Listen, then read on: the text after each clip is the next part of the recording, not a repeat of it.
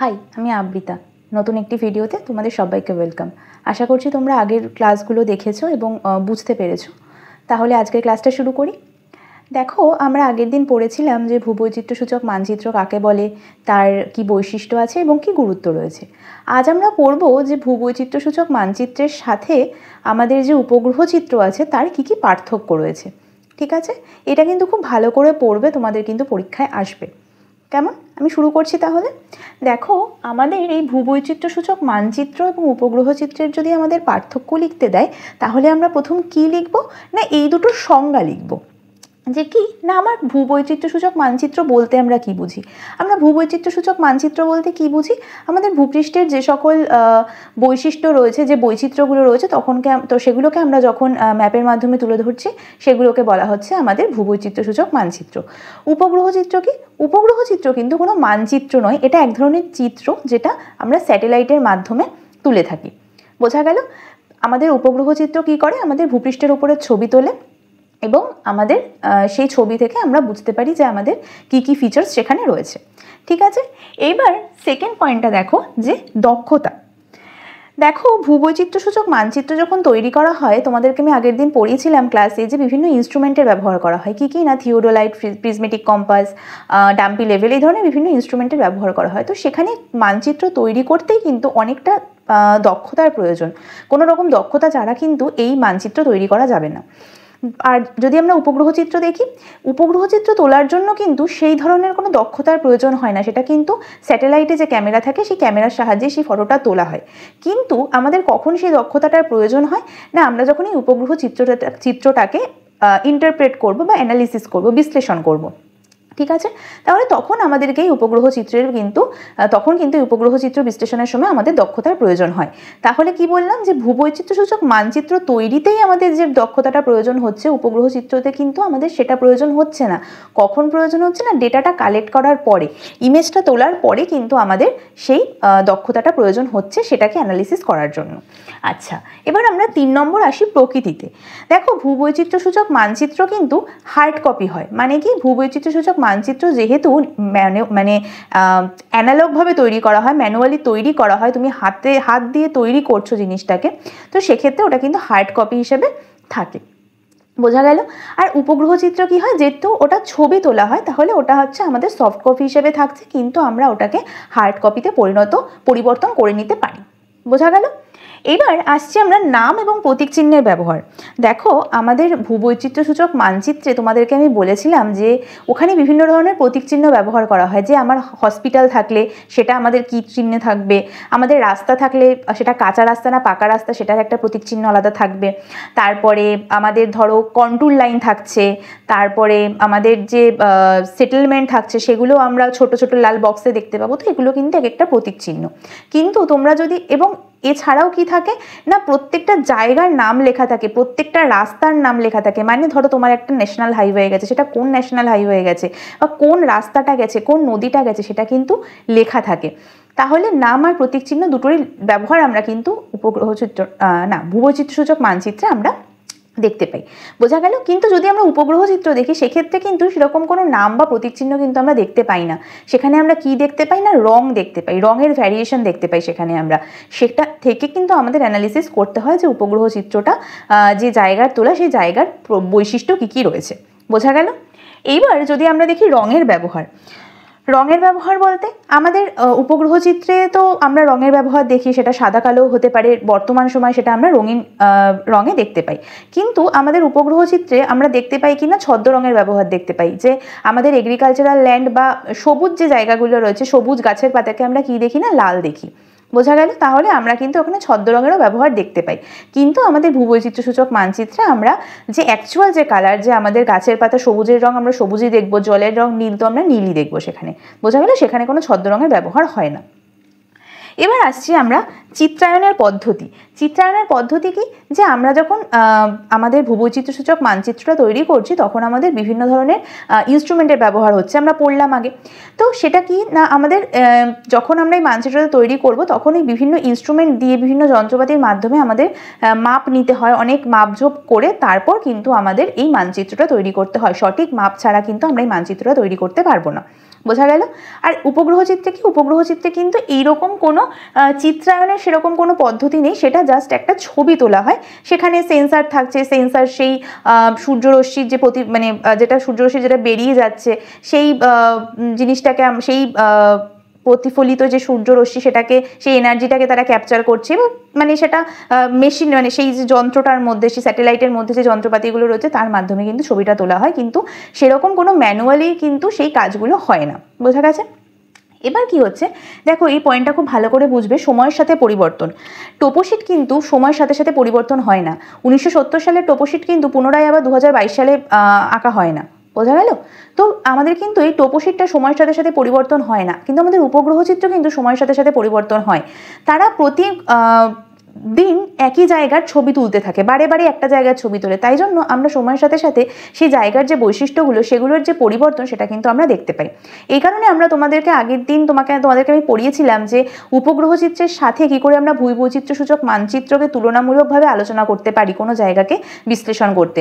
যে আমার উপগ্রহ চিত্র 2022 সালের এবং আমার ধরো 1990 সালের আমার টোপোশিট, তো আমি দুটোকে দেখে বুঝতে পারি যে আমার সেখানের যে বৈশিষ্ট্যগুলো সেগুলো কতটা কি চেঞ্জ হয়েছে, আমার বনভূমি থাকলে সেটা কতটা কমেছে, বা আমার রাস্তাঘাট থাকলে সেই রাস্তাঘাটটা আমার কিভাবে চেঞ্জ হয়েছে, নদীর বাঁকটা কিভাবে পরিবর্তন হয়েছে, আমরা কিন্তু সেটা সহজেই বলতে পারবো এই দুটোকে তুলনামূলক আলোচনা করে। কিন্তু যদি আমরা এর পার্থক্য দেখি তাহলে কিন্তু ভূবৈচিত্র্যসূচক মানচিত্র কিন্তু সময়ের সাথে সাথে পরিবর্তন হয় না।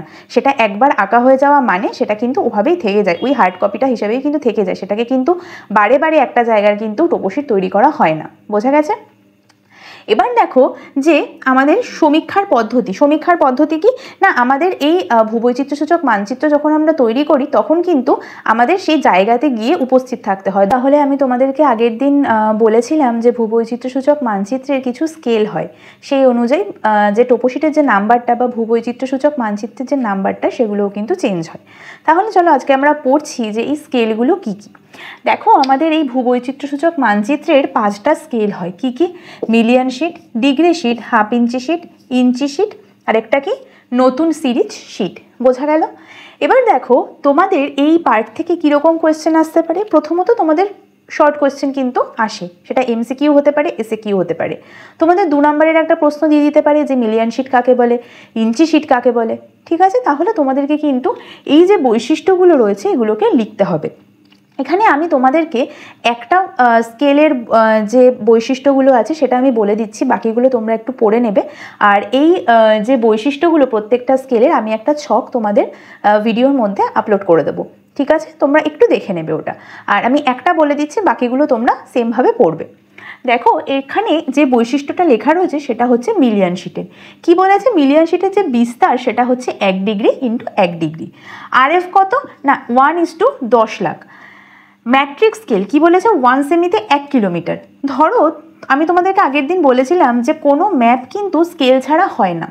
এই ম্যাপের যদি আমার স্কেল থাকে, এই ধরো 1 সেন্টিমিটার, এই 1 সেন্টিমিটারটা যদি কত বলেছে না 1 কিলোমিটারকে রিপ্রেজেন্ট করছে। 1 কিলোমিটার কোন জায়গাটাকে রিপ্রেজেন্ট করছে না, আমার ম্যাপের এই 1 সেন্টিমিটারটা, আমার এই ম্যাপে যদি আমার এইটুকু জায়গা আমার 1 সেন্টিমিটার হয়, তাহলে আমার এই 1 সেন্টিমিটার জায়গাটা আমার ভূপৃষ্ঠের মানে আমার যেই গ্রাউন্ডের থেকে আমি ছবিটা বা ম্যাপটাকে আমি তৈরি করেছি, যেই গ্রাউন্ডের বেসিসে করেছি, সেই গ্রাউন্ডে কত কিলোমিটারকে রিপ্রেজেন্ট করছে না 1 কিলোমিটারকে রিপ্রেজেন্ট করছে। তাহলে যদি তোমার কাছে একটা টোপোশিট দেওয়া হয় যেটা মিলিয়ন শিটের টোপোশিট, যদি তোমাকে বলা হয় যে তোমার এইখানে এই তোমার ম্যাপে 5 সেন্টিমিটার কত কিলোমিটারকে রিপ্রেজেন্ট করছে, মানে তোমার যদি 5 সেন্টিমিটার একটা ধরো এইটা এখান থেকে এইটুকু তোমার 5 সেন্টিমিটার, এই 5 সেন্টিমিটার জায়গাটা তোমার গ্রাউন্ডের কত কিলোমিটারের কতটা জায়গাকে তোমার রিপ্রেজেন্ট করছে না 5 কিলোমিটারকে রিপ্রেজেন্ট করছে, কারণ আমার 1 সেমিতে আমার 1 কিলোমিটার হচ্ছে, তাহলে 5 সেমিতে আমার 5 কিলোমিটার হবে। তাহলে কি আমাকে যদি একটা মিলিয়ন শিটের টোপোশিট দেয় আমি কিন্তু ইজিলি বলতে পারবো যে আমার এই ম্যাপের এই টোপোশিটের 1 সেন্টিমিটার আমার কত কিলোমিটারকে নির্দেশ করবে আমার গ্রাউন্ডের, না 5 কিলোমিটারকে, সরি 1 কিলোমিটারকে নির্দেশ করবে। বোঝা গেল? তাহলে এবার দেখো আর কি বলেছে না, টোপোশিট নাম্বার 64। এই 64টা কিন্তু এরকম না যে তোমার 64ই থাকবে, এরকম নয়। বিষয়টা হচ্ছে তোমার যদি টোপোশিট নাম্বার দেখো তুমি 50, 60, 70, মানে শুধু তোমরা নাম্বারটুকু দেখতে পাবে যে টোপোশিটে, সেটা বুঝে যাবে যে সেটা হচ্ছে মিলিয়ন শিটের টোপোশিট। কোনো ধরো তোমার টোপোশিটের নাম্বার থাকলো যে 72 ধরো B/10 যদি থাকে, এই নাম্বারটা দেখে আমরা কি বুঝবো না, এই নাম্বারটা দেখে আমরা বুঝবো এটা হচ্ছে ডিগ্রি শিটের টোপোশিট। কি না, এই ইঞ্চি শিটের টোপোশিট, সরি আমি ভুল বলেছি, এটা ডিগ্রি শিট হবে না, এটা ইঞ্চি শিট হবে। তাহলে কি এটা আমার ইঞ্চি শিটের টোপোশিট। বোঝা গেল? তাহলে আমরা কি করব না, টোপোশিট নাম্বার দেখে আমরা বলে দিতে পারবো এটা কোন স্কেলে করা হয়েছে। এছাড়াও আমরা টোপোশিট আমরা যদি আইডেন্টিফাই করতে পারি কোন স্কেলে রয়েছে, তাহলে আমরা কি ম্যাট্রিক স্কেলটা বলতে পারবো না যে আমার এখানের 1 সেন্টিমিটারটা আমার গ্রাউন্ডে কত কিলোমিটারকে রিপ্রেজেন্ট করবে, তাই তো? আমি তাহলে যদি আমি আইডেন্টিফাই করতে পারি এটা মিলিয়ন শিটের টোপোশিট, তাহলে আমি এটাও বলতে পারবো যে এখানে আমার ম্যাট্রিক স্কেলে 1 সেন্টিমিটার আমার গ্রাউন্ডে কত কিলোমিটারকে রিপ্রেজেন্ট করছে। বোঝা গেছে? তাহলে আমি তোমাদেরকে এই একটা পড়িয়ে দিলাম, বাকিগুলো কিন্তু তোমরা সেমভাবে পড়বে।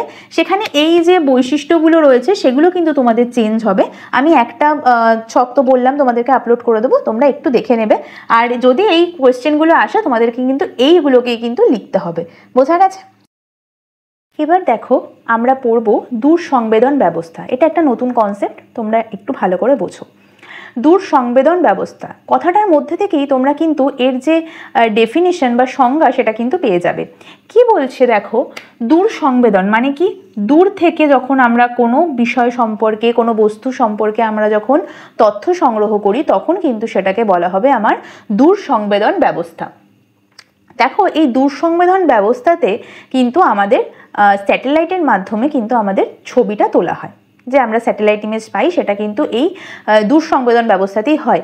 স্যাটেলাইট কিন্তু কখনো ধরো আমাদের কোনো একটা পাহাড়ের ছবি তুলছে, মানে ধরো কোনো একটা জায়গার একটা পাহাড়ি অঞ্চলের ছবি তুলছে, সে কি পাহাড়ের উপর দাঁড়িয়ে ছবি তুলছে? আমাদেরকে স্যাটেলাইটটাকে পাহাড়ের উপর নামিয়ে গ্রাউন্ডে নামিয়ে কি তুলতে হচ্ছে না, সে কি করছে না দূর থেকে সেটা ছবি তুলছে।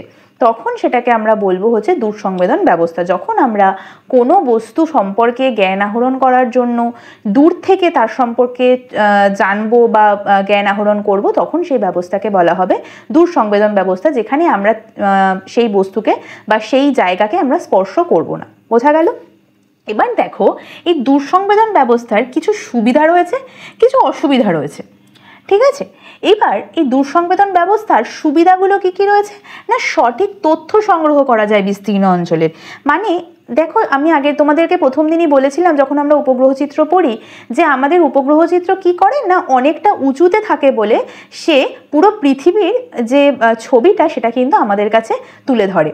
তাহলে কি হচ্ছে, আমার এটার সুবিধা কি হচ্ছে দূর সংবেদন ব্যবস্থায়, যে আমরা একটা বিস্তীর্ণ অঞ্চলের ছবি পাচ্ছি। সেটা সবসময় স্যাটেলাইট হতে হবে তা না, বিমান থেকেও ছবি তোলা হয়। মানে তুমি যখন সেটাকে মানে টাচ করছো না, স্পর্শ করছো না, সেই পদ্ধতিতে যখন তুমি ছবি তুলছো বা তোমার যে তথ্য সংগ্রহ করছো সেটাকে কিন্তু বলা হবে দূর সংবেদন ব্যবস্থা। তাহলে এটার সুবিধাতে আমরা কেন বলছি যে বিস্তীর্ণ অঞ্চলের, কারণ আমরা যখন কোনো জায়গার ফটো তুলি তখন কি আমরা সেটাকে টাচ করি?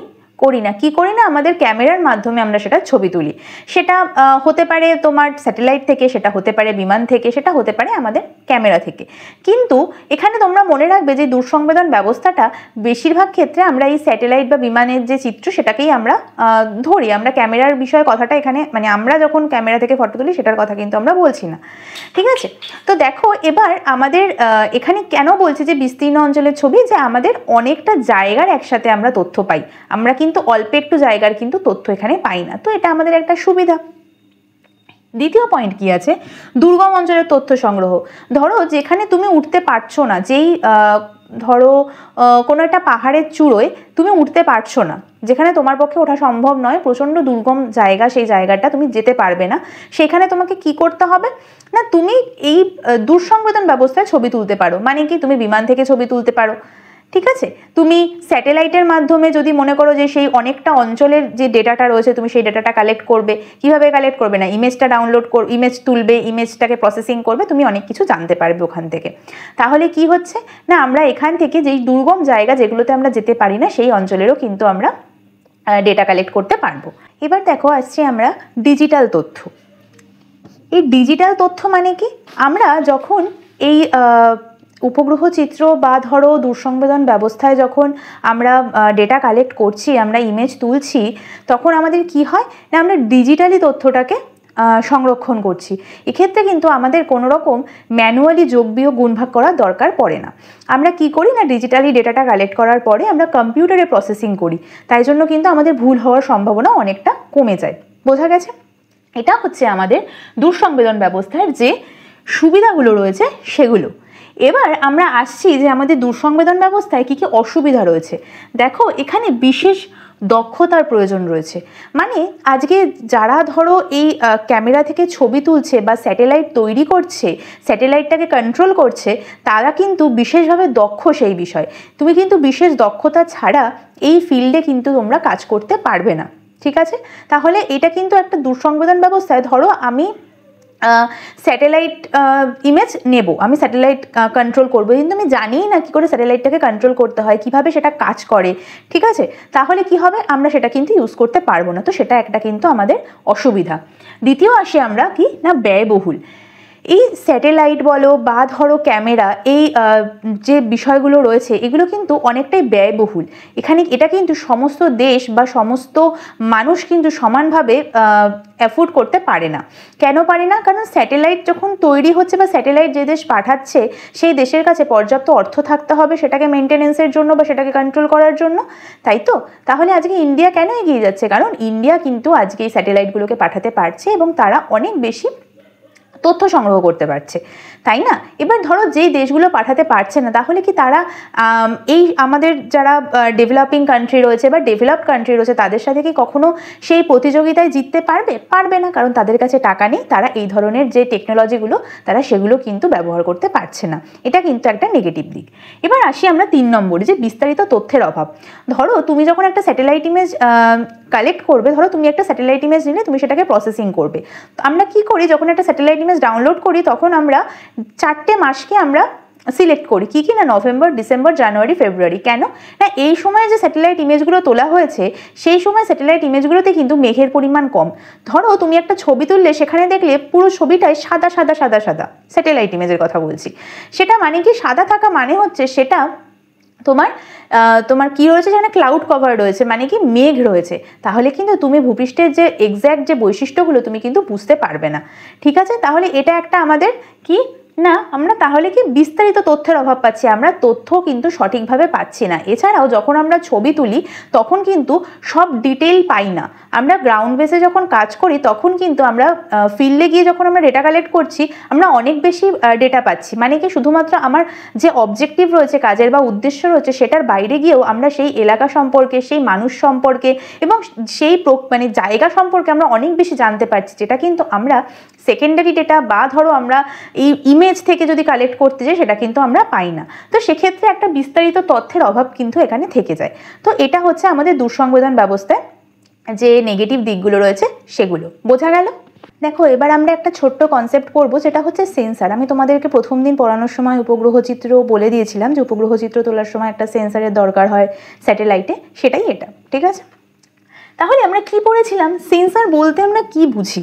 সেন্সার বলতে বুঝি কৃত্রিম উপগ্রহে একটি যন্ত্র লাগানো থাকে যেটি পৃথিবী পৃষ্ঠের বিভিন্ন উপাদান থেকে তার যে প্রতিফলিত যে সূর্যরশ্মির পরিমাণকে তোমার কালেক্ট করে এবং সেই অনুযায়ী তারা তথ্য দেয় যে আজকে ধরো জল থেকে যে রশ্মিটা প্রতিফলিত হচ্ছে সেটাতে কতটা প্রতিফলিত হচ্ছে, সেই অ্যামাউন্টটাকে তারা কালেক্ট করে এবং সেই অনুযায়ী কিন্তু তারা তথ্য দেয়। এটাই হচ্ছে একটা ছোট তোমার যন্ত্র যেটা আমাদের স্যাটেলাইটে লাগানো থাকে, যার মাধ্যমে এই ইমেজটা কিন্তু কালেক্ট হয়। বোঝা গেছে? তাহলে এবার দেখো যে আমাদের এই সেন্সার এর কিছু উদাহরণ আমরা দেখব কি কি না, র্যাডার এবং মাল্টিস্পেকট্রাল ক্যামেরা। দেখো এগুলো কি তোমাদেরকে এখন জানতে হবে না, তোমরা আস্তে আস্তে যখন আরও বড় ক্লাসে উঠবে তোমরা এগুলো জানতে পারবে। তবে তোমরা এটা মনে রাখবে যে সেন্সারের যদি উদাহরণ চাই তাহলে তোমরা কিন্তু এই দুটো উদাহরণ দিতে পারো। তাহলে বোঝা গেল সেন্সার কাকে বলে। এবার দেখো আমি তোমাদেরকে যেটা পড়ালাম, যে আজকে কি কি পড়ালাম তোমাদেরকে, যে উপগ্রহ চিত্র এবং ভূবৈচিত্র্য সূচক মানচিত্রের মধ্যে কি কি পার্থক্য রয়েছে, ভূবৈচিত্র্য সূচক মানচিত্রের কি কি স্কেল রয়েছে এবং সেগুলো দেখে আমরা কোনো মানচিত্র, কোনো টোপোশিট দেখে আমরা কিভাবে চিনতে পারি যেটা সেটা কোন তোমার স্কেলে রয়েছে। আর কি পড়লাম, দূরসংবেদন ব্যবস্থা কাকে বলে, তার সুবিধা অসুবিধা এবং সেন্সার কি।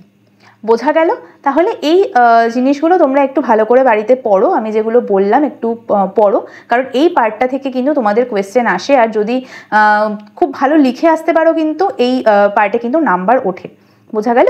তো তোমরা ভালো করে বাড়িতে পড়ো। আজকের ক্লাসটা এই অবধিই থাকলো। Thank you.